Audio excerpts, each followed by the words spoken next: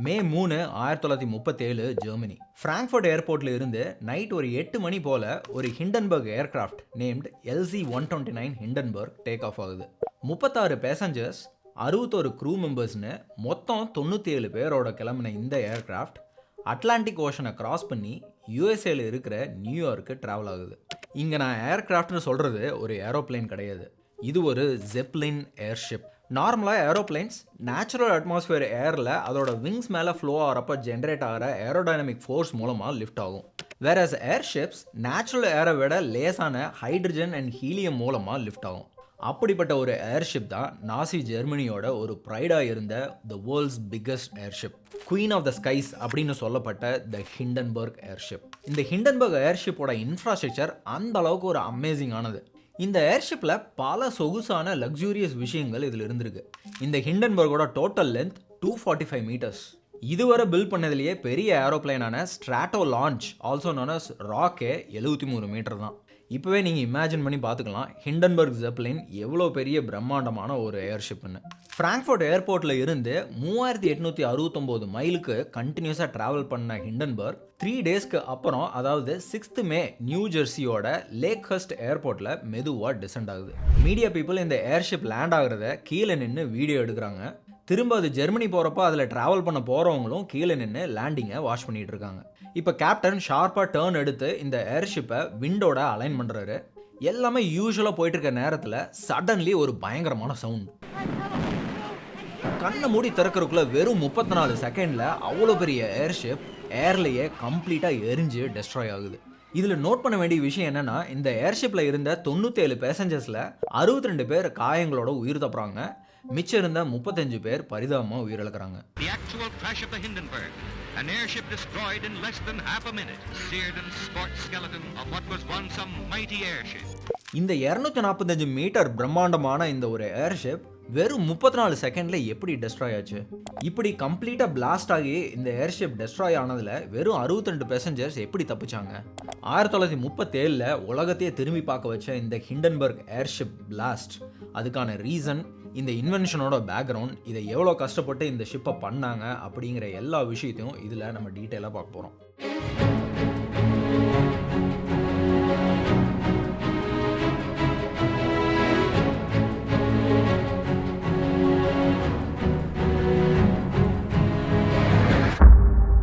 இந்த Hindenburg airship rapid ஸ்பீடில் fire ஆனதுக்கு என்ன ரீசன் தெரிஞ்சுக்கிறதுக்கு முன்னாடி ஃபர்ஸ்ட் நம்ம இந்த பிரம்மாண்டமான ஏர்ஷிப்போட இன்ஃப்ராஸ்ட்ரக்சரை பற்றி தெரிஞ்சுக்கிறது அவசியம். ஹிண்டன்பர்க் ஏர்ஷிப்ஸ் ஏர் பலூன்ஸ் மூலமாக ஏரில் ஃப்ளோட் ஆகக்கூடியது. பலூன்ஸ்னால் ஒரே பலூனாக பெருசாக இருக்கிறதில்ல, ஒரு அலுமினியம் ஃப்ரேமில் 16 செல்ஸாக டிவைட் பண்ணி அதை பலூனால் கவர் பண்ணியிருப்பாங்க. இதில் ரொம்ப முக்கியமான விஷயம் என்னென்னா, பலூன்ஸுக்கு உள்ளே ஃபில் ஆகிருக்கிற கேஸ் தான். ஹிண்டன்பர்கில் ஃபில் பண்ணியிருந்தது இருக்கிறதுலையே லைட் வெயிட்டான கேஸ் ஹைட்ரஜன்.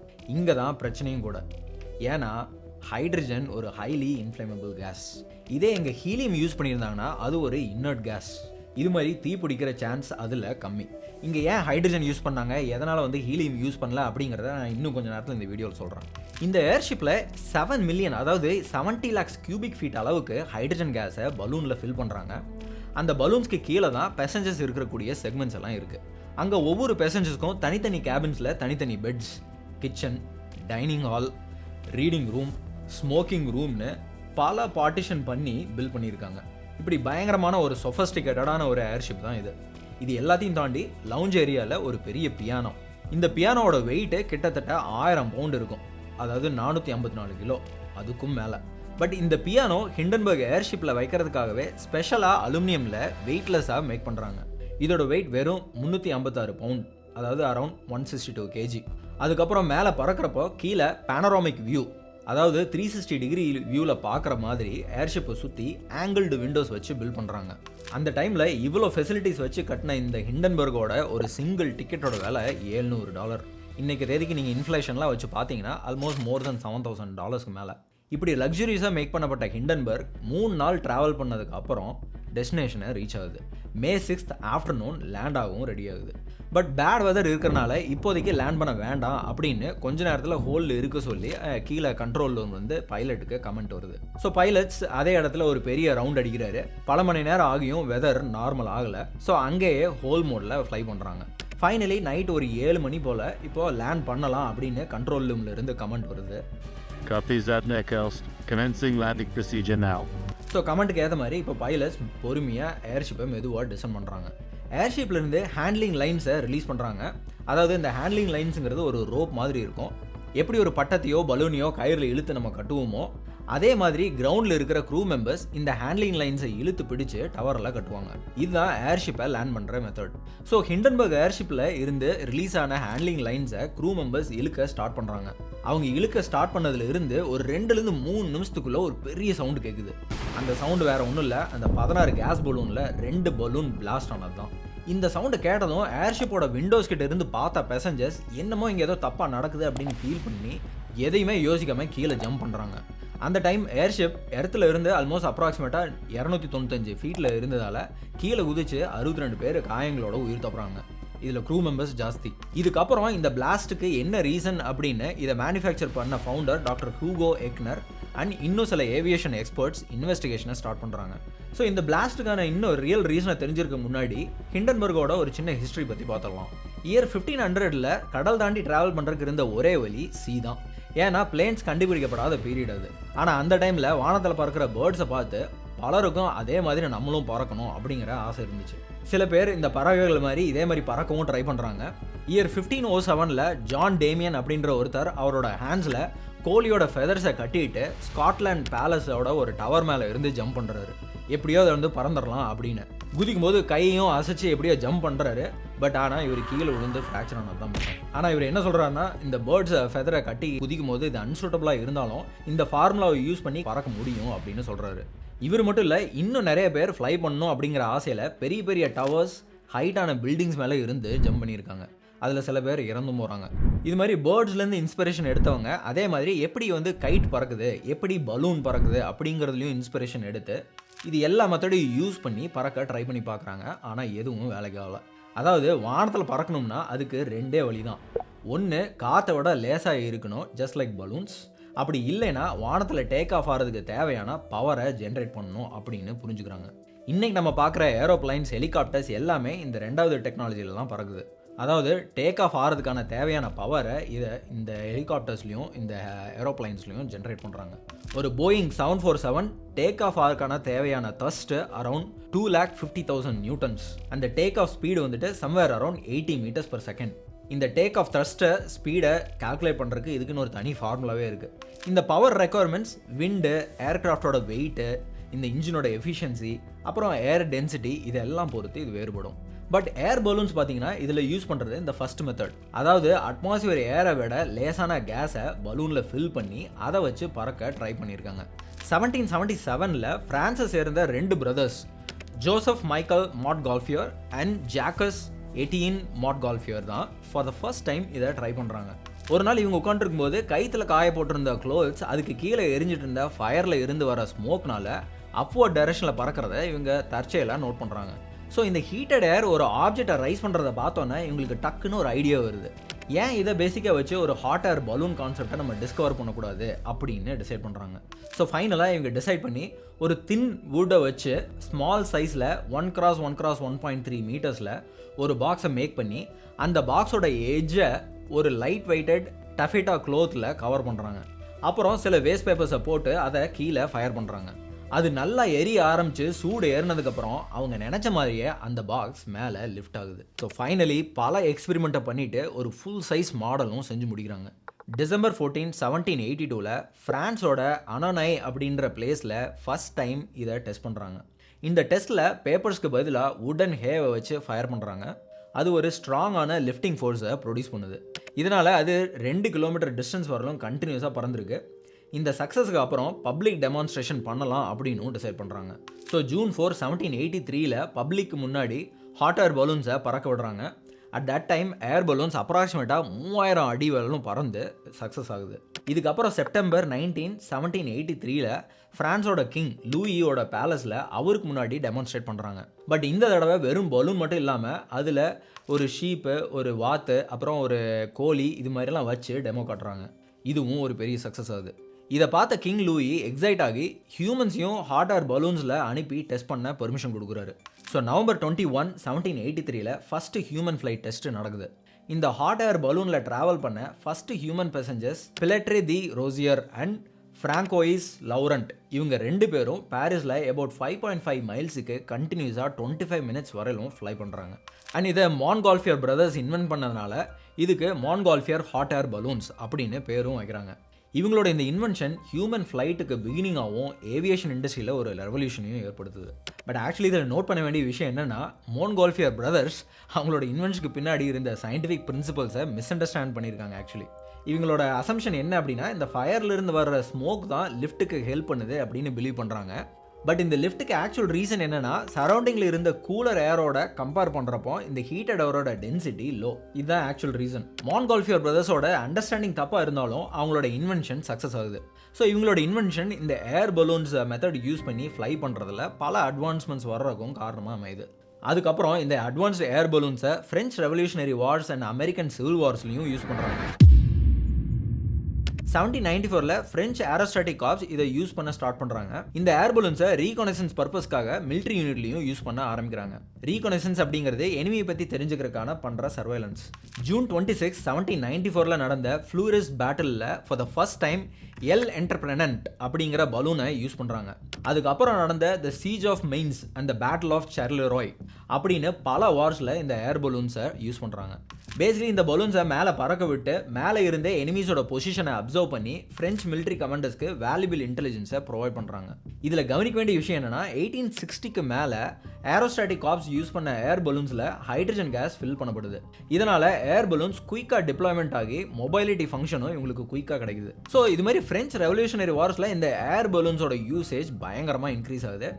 மோர் அட்வான்ஸ்டு ஏர்கிராஃப்ட்ஸ் வரவும் ஆரம்பிக்குது. 20th சென்ச்சுரியில் ஏர் பலூன்ஸ் மிலிட்ரி ஆப்ரேஷனில் ஒரு இம்பார்ட்டன்ட் ரோலும் ப்ளே பண்ணுது. இதுக்கப்புறம் அமெரிக்கன் ஆர்மியும் ஏர் பலூன்ஸை சிவில் வாரில் யூஸ் பண்ண ஆரம்பிக்கிறாங்க. இவங்களும் ஸ்டார்டிங்கில் ஏரியல் ரீகானசன்ஸ், அதாவது எனிமி ஃபோர்ஸோட ஏரியல் அண்ட் சிவில் ஆக்டிவிட்டிஸ் பற்றின இன்ஃபர்மேஷனை கேதர் பண்ணுறக்கும் ஆர்ட்லரி ஸ்பாட்டிங்க்கும் மட்டும் ஏர் பலூன்ஸை யூஸ் பண்ணவங்க 1000 ஃபீட்டில் ஆல்டிடியூடில் இதை பறக்கிற மாதிரி டெவலப் பண்ணுறாங்க. ஸோ இவங்க basically 15,000 cubic feet of hydrogen capacity இருக்க ஒரு ஸ்மால் சைஸ் ஏர்ஷிப்ஸில் இருந்து 5 பேரோட கேரி பண்ணுற 32,000 cubic feet of hydrogen gas capacity இருக்கிற லார்ஜஸ்ட் ஏர்ஷிப்னு கண்டினியூஸாக இதில் பல டெவலப்மெண்ட்டை கொண்டு வராங்க. இப்படி பல டெவலப்மெண்ட் போயிட்டு இருக்கிறப்போ 1922 ஒரு ஹைட்ரஜன் ஃபில்டு ஏர்ஷிப்க்கு ட்ராஜிக் ஆக்சிடென்ட் ஒன்று நடக்குது. இதனால் கவர்மெண்ட் சேஃப்டி கன்சர்னுக்காக ஃபியூச்சரில் வர எல்லா US ஏர்ஷிப்லையும் ஹீலியம் கேஸ் தான் யூஸ் பண்ணணும் அப்படின்னு ஆர்டர் ரைஸ் பண்ணுறாங்க. ஏன்னா நான் முதலே சொன்ன மாதிரி ஹீலியம் கேஸ் வந்துட்டு ஒரு இன்னர்ட் கேஸ், இதில் அவ்வளோ ஈஸியாக தீப்பிடிக்காது. இதுக்கப்புறம் 1935 பில்ட் பண்ணப்பட்ட TC-14 airship 3,57,000 cubic feet capacity of helium கேஸை இதில் ஃபில் பண்ணுறாங்க. இந்த ஏர்ஷிப்பில் ஆல்மோஸ்ட் 20,000 pounds ஆஃப் வெயிட்டை லிஃப்ட் பண்ணி அப்ராக்சிமேட்டாக 10,000 feet ஹைட்டை ரீச் பண்ணுறாங்க. இங்கே தான் நம்ம கதையோட ஹீரோ வராரு, ஃபெர்டினாண்ட் வான் ஜெப்லின். இந்த நேரத்தில் தான் ஜெர்மனியிலிருந்து அமெரிக்கன் ஆர்மியில் ஜாயின் பண்ண ஃபெர்டினாண்ட் வான் ஜெப்லின் இந்த ஹாட் ஏர் பலூன்ஸை பார்த்து பயங்கரமாக அட்மையர் ஆகுறாரு. ஸோ பேசிக்காக இவருக்கு வந்து ஏரோநாட்டிக்ஸில் பயங்கர இன்ட்ரெஸ்ட்டு. இவர் இந்த வாரெல்லாம் நடக்கிறப்போ இந்த யூனியன் ஆர்மியில் ஏர் பலூன்ஸ் இல்லை இவங்க பண்ணுற டெவலப்மெண்ட்லாம் பார்த்து இது எப்படி ஃபங்க்ஷன் ஆகுது அப்படிங்கிற எல்லாத்தையும் இவர் நோட் பண்ணுறாரு. ஆல்சோ தாடியஸ் லோவ் அப்படின்ற ஒரு ஏர் பலூன் கேம்பையும் இவர் விசிட் பண்ணுறாரு. செயின்ட் பால் மினசோட்டாவில் அவர் ட்ராவல் பண்ண ஃபஸ்ட்டு ஏர் பலூனில் அவருக்கு இருந்த இன்ட்ரெஸ்ட் இன்னும் இன்க்ரீஸ் ஆகுது. ஸோ இது எல்லாத்தையும் அவரோட டைரியில் 1874 ஏர்ஷிப் பற்றின ஒவ்வொரு ஐடியா அவர் அப்சர்வ் பண்ண எல்லாத்தையும் கண்டினியூஸாக நோட் பண்ணி வைக்கிறாரு. அப்படி அவர் நோட் பண்ண ஐடியாஸ் எல்லாமே ஒன்றுக்கு ஒன்று அட்வான்ஸாக இருந்திருக்கு. அதாவது இவர் என்ன யோசிக்கிறாருன்னா, ஏன் இந்த பலூனில் இன்ஜின் நம்ம பில்ட் பண்ணக்கூடாது அப்படின்னு பார்க்குறாரு. அப்படி பண்ணிட்டா இந்த பலூனை நினச்ச டைரக்ஷனில் ஸ்டீர் பண்ண முடியும் அப்படின்னு யோசிக்கிறாரு. இந்த இன்ஜினை இன்ட்ரடியூஸ் பண்ணுற வரலும் இந்த ஏர்ஷிப்ஸோட டைரக்ஷன்ஸ் நேச்சுரலி விண்டோட கரண்ட்ஸ் தான் டிட்டர்மைன் பண்ணும். பட் இருந்தாலும் பைலட்ஸ் ஏர்ஷிப்ஸோட ஆல்டிடியூடை சேஞ்ச் பண்ணுறது மூலிமா அதோட டைரக்ஷனை கண்ட்ரோல் பண்ணிட்டு இருந்தாங்க. ஸோ பேசிக்கலி இந்த ஏர் பலூன்ஸில் இருக்கிற ஹீட்டட் ஏரை ரிலீஸ் பண்ணுறது மூலமாக ஏர்ஷிப்பை டிசைன் பண்ணி அதோட ஆல்டிடியூடையும் கண்ட்ரோல் பண்ணுவாங்க. இப்படி இதில் இருக்கிற இந்த சேலஞ்சஸை அவாய்ட் பண்ணுறக்காக தான் ஜெப்லின் ஏன் நம்ம இதில் இன்ஜினை இன்ட்ரடியூஸ் பண்ணக்கூடாது அப்படின்னு டிசைட் பண்ணுறாரு. அதுக்கப்புறம் ஸ்டீம் பவர்டு இன்ஜின்ஸ் யூஸ் பண்ணலாமா இல்லை எலக்ட்ரிக் பவர்டு இன்ஜின்ஸ் யூஸ் பண்ணலாமா அப்படின்னு பல டிஸ்கஷன்ஸில் இன்வால்வ் வராரு. ஸோ ஃபைனலி 1881 ஜெப்லின் அவரோட 52 வயசில் ஆர்மியிலேருந்து ரிட்டையர்ட் ஆனதுக்கப்புறம் ஏர்ஷிப் டெவலப் பண்ணுறதுல ஃபுல் டைம் அதில் ஜெர்மனியில் வந்து ஃபோக்கஸ் பண்ண ஸ்டார்ட் பண்ணுறாரு. இவர் இது மாதிரி பல வருஷங்கள் நோட் பண்ண விஷயங்களில் ஒரு சிங்கிள் கேஸ் பலூனை வச்சு ஒரு பர்டிகுலர் டிஸ்டன்ஸ்க்கு கான்ஸ்டண்ட்டாக பறக்க முடியாது. நிறைய ஏர் பலூனை யூஸ் பண்ணி தான் ஒரு பெரிய ரிஜிடான ஏர்கிராஃப்டை பில்ட் பண்ணால் மட்டும்தான் மேக்ஸிமம் ஹைட்டை ரீச் பண்ண முடியும் அப்படின்னு கண்டுபிடிக்கிறாரு. இந்த ஐடியாஸ்லாம் இம்ப்ளிமெண்ட் பண்ண நினச்ச ஜெப்லின் ஒரு இன்ஜினியரிங் டீம் கூட சேர்ந்து கண்டினியூஸாக ஒர்க் பண்ணுறாரு. அதுக்கு ஒரு பேஸாக ஒரு அலுமினியம் ஃப்ரேமை ரெடி பண்ணி அதை ஏர் பலூன்ஸால் கவர் பண்ணுறாங்க. அப்புறம் இன்ஜினை ரெடி பண்ணி அதை இந்த அலுமினியம் ஃப்ரேமோட அட்டாச் பண்ணுறாங்க. ஸோ ஃபைனலி 1898 ஜெப்லினோட டீம் ஃபஸ்ட்டு ஏர்ஷிப்பை டெவலப் பண்ணி முடிக்கிறாங்க. அதுதான் ஏர்ஷிப் LZ-1. இவரோட ஞாபகார்த்தமாக தான் இந்த லைனில் வந்த பல ஏர்ஷிப்ஸுக்கு இவரோட பேரையே வச்சுருந்தாங்க ஜெப்லின்ஸ் அப்படின்னு. July 2, 1900 for the first time 5 பேசஞ்சரோட பறக்க ஸ்டார்ட் பண்ண LZ-1 13,050 ஃபீட்டில் ஆல்டிடியூடில் ரீச் பண்ணி 17 நிமிஷத்தில் 6 கிலோமீட்டர் டிஸ்டன்ஸை கவர் பண்ணுது. ஆனால் அதுக்கப்புறம் LZ-1 ஒரு இன்ஜின் ஃபெயிலியர் ஆகி அதோட பிச் கண்ட்ரோல் ஜாம் ஆகுது. பிச் கண்ட்ரோல் அப்படின்றது ஏர்ஷிப்போட நோஸ் ஆங்கிளை அட்ஜஸ்ட் பண்ணி மேனேஜ் பண்ணுறது. ஸோ இது ஏர்ஷிப்போட ஸ்டெபிலிட்டியை மெயின்டைன் பண்ணுறதுலையும் டிசைட் ஃப்ளைட் பார்த்து அச்சீவ் பண்ணுறதுலையும் க்ரூஷியல் ரோ ப்ளே பண்ணுற ஒரு part. So LZ-1 pitch control jam ஆனதுனால அனலாக் மீட்டர்ஸ் எமர்ஜென்சி லேண்டிங்க்கு ஃபோர்ஸ் பண்ணி இது பார்ஷியலாக இந்த அட்டம் ஃபெயில் ஆகுது. இங்கேயும் நோட் பண்ண வேண்டிய விஷயம் என்னன்னா, இந்த Zeppelin LZ-1 யூஸ் பண்ணிட்டு இருந்தது எகெயின் ஹைட்ரஜன் கேஸ். அதே அமெரிக்கன் ஆர்மியில் அவங்க யூஸ் பண்ணிட்டு இருந்தது ஹீலியம் கேஸ். பீரியாடிக் டேபிளில் பார்த்தோன்னா அதில் இருக்க ஃபர்ஸ்ட் 2 கேஸஸும் இதுதான். பிகாஸ் இது ரெண்டுமே மற்ற எல்லா கேஸை விட லேஸானது. ஸோ இந்த 2 கேஸுமே இந்த ஏர்ஷிப் காற்றுல பறக்கிறதுக்காக ஹெல்ப் பண்ணக்கூடியது. ஸோ நான் முதலே சொன்ன மாதிரி இந்த ஃப்ளேமபிள் ப்ராப்பர்ட்டினால தான் அமெரிக்கன் ஆர்மி முதலே டிசைட் பண்ணிட்டாங்க நம்ம ஹீலியம் தான் ஃபில் பண்ணி இந்த ஏர்ஷிப்பை யூஸ் பண்ணோம் அப்படின்னு சொல்லி. ஸோ இங்கே Zeppelin LZ-1 ஏன் ஹைட்ரஜன் கேஸ் யூஸ் பண்ணாங்க அப்படின்னா, ஹீலியம் கேஸை ப்ரொடியூஸ் பண்ணி மற்ற கண்ட்ரீஸ்க்கு சப்ளை பண்ணிட்டு இருந்த அமெரிக்கா ஹீலியம் கேஸோடுக்கு ஏற்பட்ட டிமாண்ட்னால அதை எக்ஸ்போர்ட் பண்ணுறதை பேன் பண்ணிட்டாங்க. இதை பேன் பண்ணதுக்கு இன்னொரு பொலிட்டிக்கல் ரீசனும் இருக்குது. ஏன்னா ஆர்மியில் யூஸ் பண்ணுறதுனால ஏர்ஷிப்க்கு தேவைப்படுற ஹீலியம் மற்ற கண்ட்ரீஸ்க்கு கிடைக்கிறத அவங்க விரும்பல. ஸோ இதனால தான் Zeppelin கண்டினியூஸாக ஹைட்ரஜன் கேஸை யூஸ் பண்ணிருக்காங்க ஜெர்மனியில். So finally July 2, 1900 first test LZ-1 சக்ஸஸ்ஃபுல்லாக வானத்தில் பறக்குது. 20 மினிட்ஸ் ட்ராவல் பண்ணதுக்கு அப்புறம் லேண்ட் ஆகிற டைமில் டேமேஜ் ஆகுது. அதுக்கப்புறம் அவர்கிட்ட இருந்த ஃபண்ட்ஸை கேதர் பண்ணி திருப்பி அதை ரிப்பேர் பண்ண ஸ்டார்ட் பண்ணுறாரு. திருப்பி எல்லா ரிப்பேர் ஒர்க்கையும் முடிச்சு 1905 திருப்பியும் LZ-2 கம்ப்ளீட் பண்ணுறாரு. பட் அது பறக்க ஸ்டார்ட் பண்ணுறதுக்கு முன்னாடியே கண்ட்ரோல் பார்ட் பிரேக் ஆகி அதுவும் ஃப்ளை பண்ண முடியாமல் அந்த அட்டம்ப்டும் ஃபெயில் ஆகுது. 1906 Zeppelin மறுபடியும் LZ-2 ஏர்ஷிப் டெஸ்ட் பண்ணப்பட்டிருக்கு. இந்த தடவையும் பலமாக காற்றடிச்சு கண்ட்ரோல் லாஸ் ஆகி இந்த அட்டம்ப்டும் திரும்பியும் ஃபெயில் ஆகுது. Zeppelin அப்போவும் ட்ரை பண்ணுறதை விடவே இல்லை. அவரால் ஒரு ஏர்கிராஃப்டை சக்ஸஸ்ஃபுல்லாக பில்ட் பண்ண முடியும்னு அமெரிக்கன் ஆர்மிக்கிட்ட ப்ரூவ் பண்ண நினைக்கிறாரு. அவரோட ஏர்கிராஃப்ட் ஜெர்மன் யூனியன் ஆர்மியில் பறக்கணும் அப்படிங்கிறதும் அவரோட ஒரு பெரிய ட்ரீம். ஸோ இவர் LZ-2 மாடலை இன்னும் பல அட்வான்ஸ்டு இம்ப்ரூவ்மெண்ட்ஸ்லாம் கொண்டு வந்து LZ-3 மாடலை ஃபைனலி ரெடி பண்ணுறாரு. ஆனால் ஜெர்மன் ஆர்மி இவருக்கு சொல்கிறாங்க மினிமம் 24 ஹவர்ஸ் ஆகுது இந்த ஏர்கிராஃப்ட் வானத்தில் கண்டினியூஸாக பறக்கணும், அப்போ தான் நாங்கள் இதை அப்ரூவ் பண்ணுவோம் அப்படின்னு சொல்கிறாங்க. இவரோட தொடர் முயற்சிகளும் கொஞ்சம் கொஞ்சமாக வேர்ல்டுக்கு தெரிய வருது. மக்கள் இவரோட ஹார்ட் ஒர்க்கை நோட்டீஸ் பண்ண ஸ்டார்ட் பண்ணுறாங்க. இதுக்கப்புறம் அவருக்கு நிறைய ஃபண்ட்ஸும் வர ஆரம்பிக்குது. இவருக்கு கிடைச்ச இந்த ஃபண்ட்ஸ் எல்லாம் வச்சு ஃபைனலி எல்லா ட்ராபேக்கையும் ஃபைண்ட் அவுட் பண்ணி அதில் இருக்கிற எல்லா பிரச்சனையும் ரெக்டிஃபை செஞ்சு அதில் பல இம்ப்ரூவ்மெண்ட்ஸை கொண்டு வந்து 1908 LZ-3 திருப்பியும் டெஸ்ட் பண்ணுறாரு. ஸோ இந்த ஏர்கிராஃப்ட் பேட் வெதர்லையும் சூப்பராக பறகுது. ஸோ ஜெர்மன் கவர்மெண்ட் LZ-3 அப்ரூவும் பண்ணுறாங்க. ஸோ ஃபைனலி LZ-3 ஏர்ஷிப் மிலிட்ரியில் யூஸ் பண்ண ஸ்டார்ட் பண்ணுறாங்க. இப்படி விடாமுயற்சி பண்ணி சக்ஸஸ் பண்ண ஃபெர்டினாண்ட் வான் Zeppelin 1917 உயிரிழக்கிறாரு. அதுக்கப்புறம் அவரோட கம்பெனியை ஜெர்மனியில் ஹூகோ எக்னர் டேக் ஓவர் பண்ணுறாரு. ஸோ எக்னர் தான் இங்கே ஒரு பிரில்லியண்டான ஐடியாவை கொண்டு வராரு. வார் நடக்கிறப்போ மிலிட்ரிக்கு மட்டும் ஏன் இதை யூஸ் பண்ணணும், ஏன் இந்த ஏர்ஷிப்பை கமர்ஷியல் ஃப்ளைட்டுக்கு யூஸ் பண்ணக்கூடாது அப்படின்னு யோசிக்கிறாரு. ஸோ 1924 LZ-126 அப்படின்ற பேசஞ்சர்ஸ் ஏர்ஷிப்பை டெவலப் பண்ணி ஃபர்ஸ்ட் முறை இதை நடைமுறைக்கு கொண்டு வராரு. இதோட டெஸ்ட் ஃப்ளைட் ஜெர்மனியில் இருக்கிற ஃப்ரைட்ரிச் ஷெஃபானில் இருந்து கிளம்பி 81 ஹவர்ஸில் 7832 கிலோமீட்டர்ஸ்க்கு ட்ராவல் பண்ணி சக்ஸஸ்ஃபுல்லாக நியூ ஜெர்சியை ரீச் பண்ணியிருக்கு. ஸோ பீப்புள் இதுக்கு பயங்கரமான ஒரு வார்ம் வெல்கம் கொடுக்குறாங்க. இது வரைக்கும் வாரில் மட்டும் சண்டைக்கு மட்டும் யூஸ் பண்ணிட்டு இருந்த ஷிப்பில் நார்மல் பீப்புளும் ட்ராவல் பண்ண முடியும் அப்படின்னு நம்புகிறாங்க. மக்களோட இன்ட்ரெஸ்ட்டை புரிஞ்சுக்கிட்ட ஏக்னர் 1928 அடுத்த மாடல் LZ-127 ரெடி பண்ணுறாரு. எக்னரோட லீடர்ஷிப்பில் கன்ஸ்ட்ரக்ட் பண்ண LZ-126 LZ-127 ஏர்ஷிப் ஏவியேஷன் ஹிஸ்ட்ரியில் ஒரு பெரிய அச்சீவ்மெண்ட்டை கொண்டு வருது. பட் எக்னரால் இந்த சக்ஸஸ் ஸ்டோரியை ரொம்ப நாள் கண்டினியூ பண்ண முடியல. ஏன்னா ஃபர்ஸ்ட் வேர்ல்டு வார்க்கு அப்புறம் 1933 ஜெர்மனியில் அடால்ஃப் ஹிட்லரோட நாசி பார்ட்டி ஆட்சிக்கு வருது. ஆனால் எக்னர் ஒரு ஸ்ட்ராங் ஆன்டி நாஜி. ஹிட்லரை பப்ளிக்காக பல இடங்களில் இவர் கிரிட்டிசைஸ் பண்ணுறாரு. ஏன்னா இவர் நாஜியோட பிரின்சிபலில் இவருக்கு ஈடுபாடு கிடையாது. இவர் ஹிண்டன்பர்க் ஏர்ஷிப்பை நாஜியோட எலெக்ஷன் கேம்பெயின்ஸில் யூஸ் பண்ணுறக்கும் அப்போஸ் பண்ணுறாரு. ஸோ இதனால் ஜனவரி 1933 ஹிட்லர் சான்சலராக ஆட்சிக்கு வந்ததும் அவர் ஜெப்லின் ஏர்ஷிப் கம்பெனியை நேஷனலைஸ் பண்ணுறாரு. ஏன்னா கிட்டத்தட்ட இது நாஜி கண்ட்ரோலில் வந்துடும். நாஜி பிரின்சிபல்ஸுக்கு எதிர்குரல் கொடுத்துட்டு இருந்தனால ஹிட்லர் இவரை அரெஸ்ட் பண்ணுறக்கும் வாரண்ட்டும் கொடுக்குறாரு. ஸோ ஃபைனலி எக்னரை ஜெப்லின் ஏர்ஷிப் கம்பெனியிலிருந்து ஃபயரும் பண்ணுறாங்க. பட் அந்த சமயத்தில் ஜெர்மனியோட பிரசிடெண்ட்டாக இருந்தது பால் வான் ஹிண்டன்பர்க். அதை தடுத்து எக்னருக்கு சப்போர்ட்டிவாக இருந்து அவரை சேவ் பண்ணுறாரு. அதோட மறுபடியும் அவரை ஜெப்லின் கம்பெனியோட ஹெட்டாக அப்பாயின்மெண்ட்டும் பண்ணுறாரு. அண்ட் August 4, 1934 வான் ஹிண்டன்பர்கும் இறந்து போகிறாரு. ஸோ இந்த பிரசிடென்ட்டோட பேர் தான் எக்னர் அவரோட ஏர்ஷிப்க்கு அவரோட ஞாபகமாக வைக்கிறாரு. எஸ், 1931 ஸ்டார்ட் பண்ண LZ-121 கன்ஸ்ட்ரக்ஷன் 1936 சக்ஸஸ்ஃபுல்லாக கம்ப்ளீட் ஆனதும் அதுக்கு ஹிண்டன்பர்க் ஜெப்லின் அப்படின்னு நேம் டிசைட் பண்ணுறாரு. பட் நாசியோட ப்ரொபகண்டா மினிஸ்டர் ஜோசப் கோய்பல்ஸ் ஹிட்லரை ஆனர் பண்ணுற விதமாக LZ-129 ஏர்ஷிப்க்கு அடால்ஃப் ஹிட்லரோட பேரை வைங்க அப்படின்னு சொல்லி இவர்கிட்ட சஜஸ்ட் பண்ணுறாரு. ஆனால் அவரோட சஜஷன் அவர் கேட்கல. எக்னர் அவர் நினச்ச மாதிரியே அந்த ஏர்ஷிப்க்கு ஹிண்டன்பர்க் ஜெப்லின் அப்படின்னு பேர் வைக்கிறாரு. ஸோ இந்த கான்ஃப்ளிக்ஸ்னால 1937 ஹிண்டன்பர்க் ஏர்ஷிப் பிளாஸ்ட் ஆனப்போ ஹிட்லர் தான் இதுக்கு ரீசன் அப்படின்னு ஒரு கான்ஸ்பிரசி தியரி இருக்குது. எக்னர் பிரசிடென்ட்டோட பேரை ஏர்ஷிப்புக்கு வச்சதால் அடால்ஃப் ஹிட்லர் கடுப்பாயிட்டாரு. அதனால தான் இந்த ஏர்ஷிப்போட பாம் பிளாஸ்டும் அடால்ஃப் ஹிட்லர் தான் பிளான் பண்ணார் அப்படின்னு சொல்லி ஒரு கான்ஸ்பிரசி தியரி. ஆனால் இதுக்கு எந்த சாலிட் எவிடன்ஸும் இல்லை. ஏவியேஷன் இன்வெஸ்டிகேட்டர்ஸோட பல இன்வெஸ்டிகேஷன்ஸுக்கு அப்புறம் ஹிட்லருக்கோ இல்லை நாட்சி பார்ட்டிக்கோ இந்த பிளாஸ்ட்டுக்கும் இதுக்கும் எந்த சம்மந்தமும் இல்லை அப்படின்னு தெரிய வருது. அதோட இந்த ஆக்சிடென்ட்கான மோஸ்ட் கன்வின்சிங் தியரியும் எக்ஸ்போஸ் ஆகுது. இதில் பல தியரிஸை முன்வைக்கிறாங்க. அதாவது இதுக்கான ரீசன் இன்ஜின் ஃபெயிலியராக கூட இருக்கலாம், இல்லை ஒரு லைட்னிங் கூட இதில் ஸ்ட்ரைக் ஆகிருக்கலாம். இன்னொன்று லேக் ஆஃப் ரொட்டீன் இன்ஸ்பெக்ஷன். அந்த டைமில் இந்த ஏர்ஷிப்ஸ்க்கு அவ்வளோ ரொட்டீன் இன்ஸ்பெக்ஷன் இவங்க பண்ணல. இன்னொரு இன்ட்ரெஸ்டிங் தியரி என்னென்னா இன்செடியரி பெயிண்ட் ஹைப்போதசிஸ். அண்ட் இன்னொரு ரீசன் ஃபியூல் லீக்காக கூட இருக்கலாம் அப்படின்னு ஒரு தியரி இருக்குது.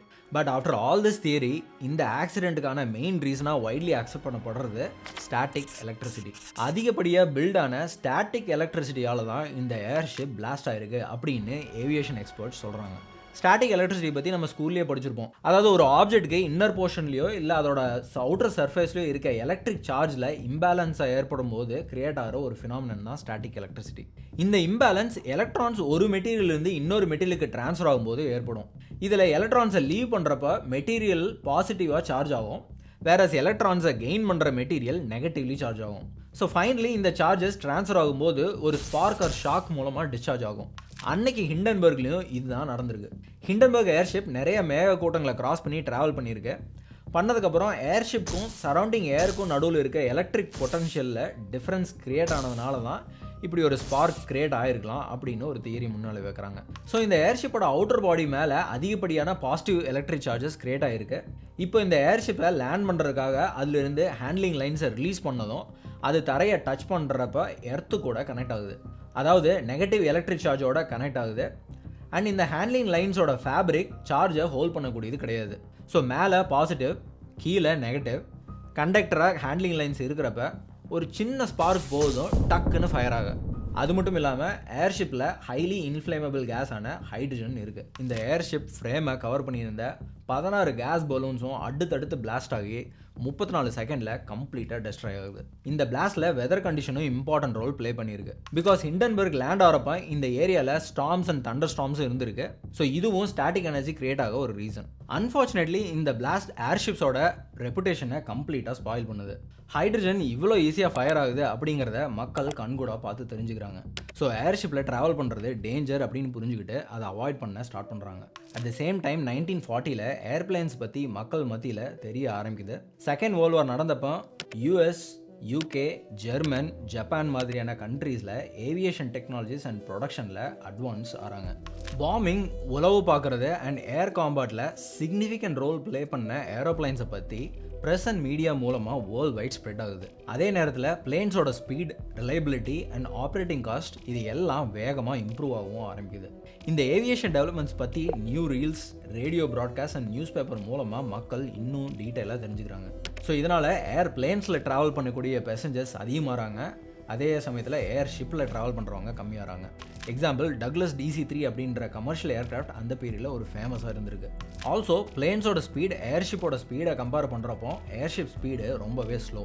அதாவது ஏர்ஷிப்ஸ் 100 km/h ஸ்பீடில் போகும், வேற பிளேன்ஸ் 700 to 1000 km/h ஸ்பீடில் போகக்கூடியதாக இருந்தது. ஸோ ஃபைனலி ஜெர்மன் கவர்மெண்ட்டும் ஏர்ஷிப்ஸை பப்ளிக் ட்ராவல் பண்ணுறதுல இருந்து பேன் பண்ணுறாங்க. ஸோ ஏர்ஷிப்ஸ் பில் பண்ணுறதும் ப்ராஹிபிட் ஆகுது. ஸோ இதனால தான் நம்ம ஜென்ரேஷனில் யாருமே ஏர்ஷிப்பில் ட்ராவல் பண்ணுறதை எக்ஸ்பீரியன்ஸ் பண்ண முடியல. ஸோ இது மாதிரி ஒரு சொகுசான ஏர்ஷிப் மினிமம் ஆல்டிடியூடில் மினிமம் ஸ்பீடில் பெரிய ஆங்கிள் விண்டோஸ் வியூஸ் இதெல்லாம் பார்த்துட்டு வேடிக்கை பார்த்துட்டு ட்ராவல் பண்ணுற ஆப்பர்ச்சுனிட்டி நமக்கு கிடைக்காமலே போயிடுச்சு. இப்போவும் யூஎஸ், பிரிட்டிஷ் அண்ட் ஜெர்மன் மிலிட்ரியில் ஹீலியம் ஏர்ஷிப்ஸை யூஸ் பண்ணிட்டு தான் இருக்காங்க. USS Akron and USS Macon அப்படின்னு சில ஏர்ஷிப்ஸ் US நேவியில் ஏர்போர்ன் ஏர்க்ராஃப்ட் கேரியர்ஸாக யூஸ் பண்ணிட்டு இருக்காங்க. மேபி ஃபியூச்சரில் இந்த ஏர்ஷிப்ஸ் அப்கிரேட் ஆகவும் சான்ஸ் இருக்குது. ஏன்னா 2017 ஒரு UK பேஸ்ட் ஹைப்ரிட் ஏர் வெஹிக்கிள் கம்பெனி வேர்ல்ட்ஸ் பிக்கஸ்ட் ஏர்க்ராஃப்ட்னு சொல்லப்படுற ஏர்லேண்டர் 10 அப்படின்ற ஒரு ஜெயிண்ட் ஏர்ஷிப்பை பில்ட் பண்ணிட்டு இருக்காங்க. ஏர்லேண்டர் 10ல் ஹீலியம் கிளாஸை யூஸ் பண்ணியிருக்காங்க. இதில் 100 பேசஞ்சர்ஸ் வரைக்கும் ட்ராவல் பண்ண முடியும். கார்கோ ஏர்ஷிப்பாக இருந்தால் இது 10 மெட்ரிக் டன் கார்கோ கெப்பாசிட்டியில் இருக்கும் அப்படின்னு சொல்லியிருக்காங்க. ஸோ இந்த ஏர்லேண்டர் 10 2026 இருந்து சர்வீஸ்க்கு வரும் அப்படின்னு HAV கம்பெனி எக்ஸ்பெக்ட் பண்ணுறாங்க. அடுத்ததாக பாத்ஃபைண்டர் 1 கூகுளோட கோஃபவுண்டர் செர்ஜரி பிரின்னால ஃபவுண்ட் பண்ணப்பட்ட LTA ரிசர்ச் கம்பெனி இந்த ஏர்ஷிப்பை டெவலப் பண்ணிட்டு இருக்காங்க. பாத்ஃபைண்டர் 1ஓட ஃப்ரேம் கார்பன் ஃபைபரால் பில்ட் பண்ணப்பட்டது. இதுவும் ஹீலியம் பேஸ்ட் ஏர்ஷிப் தான். அப்புறம் ஃப்ளையிங் வேல்ஸ், இந்த ஏர்ஷிப் ஒரு ஃப்ரெஞ்ச் கம்பெனி டிசைன் பண்ணியிருக்காங்க. மெயினாக ஹெவியான கார்கோஸை ட்ரான்ஸ்ஃபர் பண்ணுறதுக்காகவே இந்த ஏர்ஷிப்பை ரிஜிடாக டெவலப் பண்ணியிருக்காங்க. இது ஒரு ஹைப்ரிட் ஏர்ஷிப்பை எலக்ட்ரிக் அண்ட் ஹீலியமில் லிஃப்ட் ஆகிற ஒரு டெக்னாலஜி. அது மட்டும் இல்லாமல் கார்பன் எமிஷனை ரெடியூஸ் பண்ணுற விதமாக இந்த ஃப்ளையிங் வேல்ஸை டிசைன் பண்ணியிருக்காங்க. 2025 ஃப்ளையிங் வேல்ஸ் ஏர்ஷிப் டெஸ்ட் பண்ணி ஆஃப்டர் சர்டிஃபிகேஷன் 2027 இதை கமர்ஷியல் யூஸுக்கு ஸ்டார்ட் பண்ண போகிறதா சொல்லியிருக்காங்க. அடுத்தது நம்ம ஃபேமஸ் லாக்ஹீட் மார்டின். யுனைடெட் ஸ்டேட்ஸில் இருக்க லாக்ஹீட் மார்டினோட ஸ்கங்க் ஒர்க்ஸ் டிவிஷனில் ஒரு டெமான்ஸ்ட்ரேட்டட் ஏர்ஷிப்பாக டெவலப் பண்ணியிருக்காங்க. இது மெயினாக டிசாஸ்டர் ஜோனில் ஹெல்ப் பண்ணுறதுக்காகவும் ரிமோட் மைனிங் சைட்டில் இருக்கிற மினரல்ஸை டிரான்ஸ்போர்ட் பண்ணுறதுக்காகவும் ஸ்பெஷலாக டிசைன் பண்ணியிருக்காங்க. அடுத்ததாக LTA Israeli company start up 3 different ஏர்ஷிப்ஸை டெவலப் பண்ணிட்டு இருக்காங்க. இது நார்மல் ஏர்ஷிப் மாதிரி ஹைட்ரஜன் செல்ஸ் மூலமாக மட்டும் இல்லாமல் டீசல் மூலமாகவும் எனேபிள் பண்ணுற விதத்தில் இதை டிசைன் பண்ணியிருக்காங்க. Mainly for again goods and cargos. Last but not the least H2 clipper. பேர்லேயே தெரிஞ்சிருக்கும் இந்த ஏர்ஷிப் ஹைட்ரஜன் பேஸ்டுன்னு. என்னது மறுபடியும் ஹைட்ரஜன் பேஸ்ட் ஏர்ஷிப் அப்படின்னு கேட்குறீங்களா? இது பப்ளிக் டிரான்ஸ்போர்ட்டுக்கு இல்லை, வெறும் கார்கோ டிரான்ஸ்போர்ட்டுக்காக இதை யூஸ் பண்ணுறாங்க. ஏர்ஷிப் டெக்னாலஜியை டெவலப் பண்ணுறதுல இந்தியாவும் ரொம்ப ஆக்டிவாக இருக்காங்க. இந்தியாவோட ஏர்பாட்டிஸ் கம்பெனி ஏர்விஷன் ட்ரோன் அப்படின்ற ஏர்ஷிப் ட்ரோனை டெவலப் பண்ணிட்டு இருக்காங்க. இதை சக்ஸஸ்ஃபுல்லாக February 2021 டெஸ்ட் பண்ணியிருக்காங்க. எக்ஸ்டெண்டட் பீரியட்ஸ்க்கு செல்ஃப் ஆப்ரேட் ஆகக்கூடிய இந்த airship drone specially persistent aerial சர்வைலன்ஸ்க்காகவும் இன்ஸ்பெக்ஷன் அண்ட் மானிட்டரிங் அப்ளிகேஷனுக்காகவும் டிசைன் பண்ணியிருக்காங்க.